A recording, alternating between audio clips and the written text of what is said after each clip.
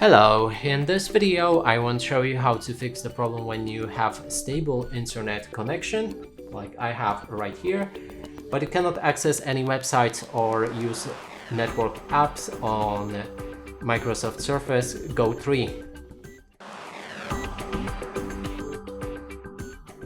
And to do this, just to show you, let's launch my Microsoft Edge and we're gonna try to open basically any website. This one doesn't work, and also we can go for something like YouTube.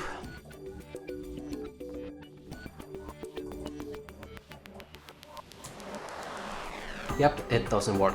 And to fix this, we need to click on the start, then go to our settings, locate time and language, date and time, and here enable set time automatically.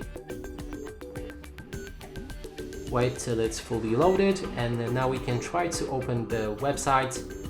It might still not synchronize, so that means we need to wait a few moments, even a few minutes, till the time synchronizes, and we'll be able to open whichever website we like. Yep, now it works fine.